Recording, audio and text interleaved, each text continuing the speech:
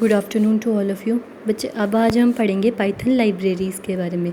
ये हमारा चैप्टर 3 है क्लास 12th का। देखो, जैसे जैसे हमारा प्रोग्राम, आपको अभी लास्ट हमने पढ़ाया था फंक्शंस कि हमारा फंक्शंस में हमने बेसिकली क्या बताया था। फंक्शंस में हमने आपको ये बताया था कि अगर हमारा प्रोग्राम बड़ा हो जाता है तो हम उसको छोटे छोटे पार्ट में डिवाइड कर लेते हैं, फंक्शंस बना देते हैं, जिससे कि उसको रन कराना या उस पर जो भी हम टास्क परफॉर्म कर रहे हैं उसको कराना इजी हो जाता है। ठीक है, तो अब हम पाइथन लाइब्रेरीज़ का उसमें रोल देख लेते हैं। देखो, जैसे हमारा प्रोग्राम बड़ा हो जाता है और तो वो ऑब्वियसली कॉम्प्लेक्स हो जाएगी, कोई भी चीज़ बड़ी होगी तो वो कॉम्प्लेक्स हो जाएगी। तो जब वो हमारा कोड मान लीजिए 1000 लाइन में जा रहा है या 1,00,000 लाइन में, 1,000,000 लाइन में जा रहा है, तो वो क्या हो जाएगा, बड़ा हो जाएगा और कॉम्प्लेक्स हो जाएगा। ठीक है, तो हमें अपने कोड को क्या करना पड़ेगा, ऑर्गेनाइज़ करना पड़ेगा। ठीक है, तो बेटा ऑर्गेनाइज़ करने के लिए हम ज़्यादा से ज़्यादा फंक्शन लिखते हैं अपने प्रोग्राम में। ठीक है, तो हमें अब क्या ज़रूरत है, देखो अब आपका प्रोग्राम बड़ा था और उसमें बहुत सारे कोड थे। अब उन कोड के मीनिंगफुल जो हैं उनको हमने क्या बना लिया, मीनिंगफुल डेटा को हमने क्या क्या बना लिया, अलग अलग फंक्शंस में, पार्ट्स में डिवाइड कर दिया। ठीक है, अब उन फंक्शंस को हमें ऑर्गेनाइज़ करना पड़ेगा। ठीक है, ऑर्गेनाइज़ करने के लिए यानी कि एक जगह, भाई आपने एक चीज़ को छोटे छोटे पार्ट में डिवाइड किया है, अब उनको एक कंपार्टमेंट भी तो प्रोवाइड कराना पड़ेगा अलग अलग। ठीक है, जिससे कि क्या है कि जब जिसकी ज़रूरत हो आप उसको इजीली एक्सेस कर सकें। ठीक है, और मान लीजिए आप कोई नया वेरिएबल या नया इनपुट दे रहे हैं तो उसको प्रॉपर्ली आप ऑर्गेनाइज़ कर सकें। ठीक है, तो उसके लिए हमें क्या हो जाए, जो हमारे फंक्शंस हमने थे उनको हमने स्टोर करना पड़ेगा मॉड्यूल्स के अंदर। ठीक, तो यानी कि हमारा जो एक बड़ा प्रोग्राम है, जब वो कॉम्प्लेक्स होता है तो हम उसको कोड को फंक्शंस में डिवाइड करते हैं और फंक्शन को हम ऑर्गेनाइज़ करते हैं किसकी मदद से, मॉड्यूल्स की मदद से। अब हम पढ़ते हैं मॉड्यूल क्या है। मॉड्यूल कुछ नहीं है, एक सिंपल एक फ़ाइल है जिसमें पाइथन कोड होता है, जिसमें पूरा पाइथन का कोड लिखा होगा, वो क्या है, उस फाइल को हम मॉड्यूल बोल देते हैं। ठीक है, अब जब हमारा एक बड़ा प्रोग्राम है, उसको हम छोटे छोटे मॉड्यूल्स में डिवाइड करते हैं। ठीक है, तो बेटा मैंने ये चीज़ बताई थी कि जब आप कोई भी चीज़ मॉड्यूल में डिफ़ाइन करते हैं तो it should be independent of the other modules, plus इसमें वही फंक्शन होना चाहिए ईच मॉड्यूल में जो क्या करते हैं, रिलेटेड टास्क परफॉर्म कर रहे हैं। ठीक है, अब देखो इस चीज़ को हम कैसे समझ सकते हैं, जैसे कि हमने बोला अकाउंटिंग सिस्टम है हमारा। ठीक है, अकाउंट से रिलेटेड सिस्टम है। अब उसके अंदर देखो, जो अकाउंट रिसीवेबल हैं, जो अकाउंट पे हम पैसे रिसीव कर रहे हैं, वो एक मॉड्यूल में आएंगे, अकाउंट पेएबल एक मॉड्यूल में आएगा, एंड देन पेरोल फंक्शन एक मॉड्यूल में आएगा। ठीक है, और जितने भी जो से इस मॉड्यूल में जो भी हम डेटा इंटर करा रहे हैं या इसमें जो भी वैल्यूज़ स्टोर होंगी, वो क्या कर रही होंगी, रिलेटेड टास्क परफॉर्म कर रही होंगी। तो हर मॉड्यूल दूसरे मॉड्यूल से इंडिपेंडेंट है and together it will make a big program, right. तो एक बड़े प्रोग्राम को छोटे छोटे पार्ट्स में डिवाइड करके, जिससे कि उसको सॉल्व करना हमारे लिए ईजी हो जाए, इसलिए हम यूज़ करते हैं मॉड्यूल्स का। अगला कॉन्सेप्ट हम पढ़ लेते हैं, modularisation. What is modularisation? It means, इससे बेसिकली क्या है कि मॉड्यूल्स में डिवाइड करने को हम मॉड्यूलराइजेशन करते हैं, जिससे कि हमारा प्रोग्राम इजी टू अंडरस्टैंड हो जाता है। इस अप्रोच को से क्या होता है, हमारा program easy to understand, testing या मेंटेनेंस के लिए इजी हो जाता है।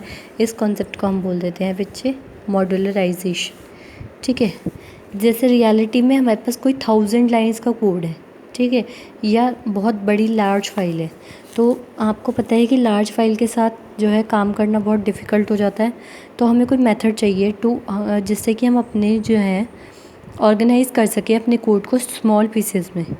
ठीक है, तो ये कौन करता है, हमारी कौन मदद करता है। देखो, जब आपके पास बड़ा प्रोग्राम है, 1000 लाइन का कोड है, ठीक है, अब उसको एक साथ तो आप काम नहीं कर सकते उस पर, तो उसके लिए कोई मेथड चाहिए हमें जिससे क्या कर सकें, हम कोड को छोटे छोटे पार्ट्स में डिवाइड कर सकें। जितना छोटा पार्ट होगा, जितनी छोटी प्रॉब्लम होगी, उसको कैलकुलेट करना इतना ईजी होगा, उसको सॉल्व करना उतना ईजी होगा।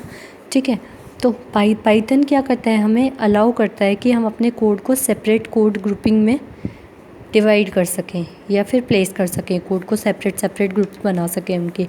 तो वो उस पाइथन की उस क्या है एडवांटेज को हम क्या कह सकते हैं, या पाइथन की उस एप्लीकेशन को हम क्या कह सकते हैं, मॉड्यूल्स। ठीक है, तो पाइथन प्रोग्राम कॉन्सेप्ट्स में कंपोनेंट्स में 3 कंपोनेंट होते हैं, लाइब्रेरी और पैकेज।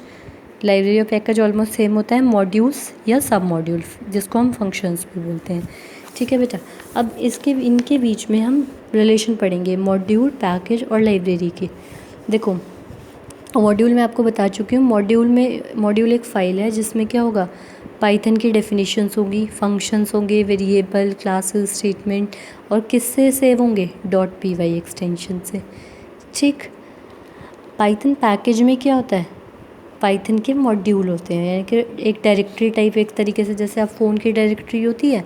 अब उसमें से सपोज़ मैंने बोला कि मेरे को जो है डी नाम से जितने भी कॉन्टैक्ट्स हैं या डी नाम के जितने भी नंबर्स हैं मुझे वो सारे चाहिए, तो आप डायरेक्टरी में से उनको ले सकते हो।